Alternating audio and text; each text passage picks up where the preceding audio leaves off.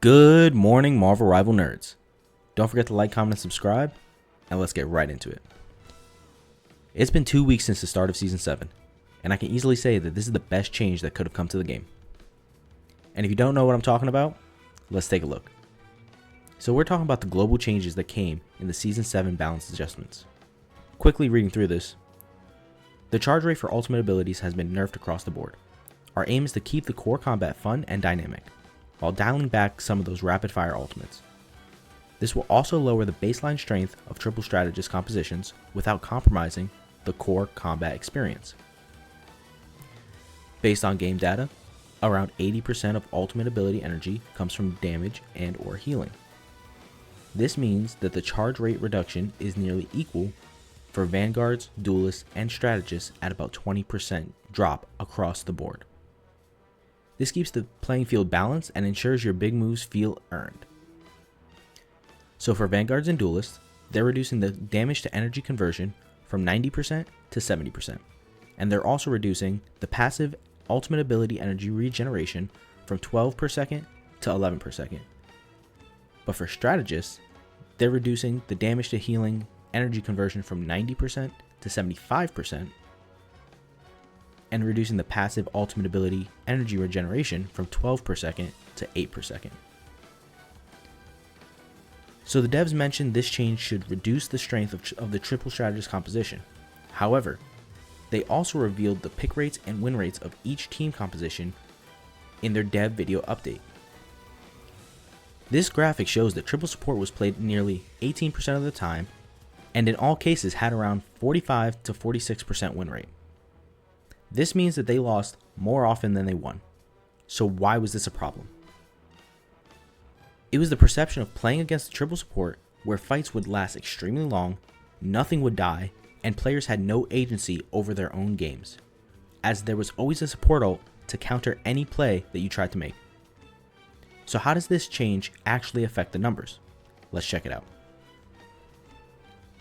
I recorded every hero's average damage and healing from rivalsmeta.com to see how fast they were gaining ult charge based on the original ult charge curve shown here, and compared that to their ult charge requirement to get the average time to ult for each hero.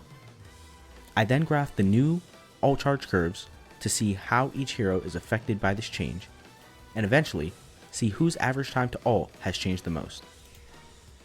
The first observation shows that characters that output more damage/healing will be hurt by this change more, as there's a significant fall off in the energy conversion from damage and healing. The second observation is that strategists will always have a lower potential ult charge per minute unless they output over 3600 damage/healing per minute, which nobody currently does. And lastly, the average difference between DPS and Vanguard ult charge gain is about 17%, whereas the average difference between the strategist ult charge gain is about 20%. Now all of this culminates to this. Angela has the slowest time to ult on average, going from about 1 ult every 2 minutes to 1 ult every 2.35 minutes, which is about a 21-second difference. This makes sense due to her playstyle, flying around waiting for her opportunity to make an impact. But what about a character like Adam, who saw the largest difference to his time to ult at 25 seconds? Again, this makes sense as he outputs some of the worst combined damage and healing in the strategist role, and is tied for the highest ult charge requirement. Now I suggest you pause the video here to find your favorite hero, or comment your main down below if you'd like specifics for that character.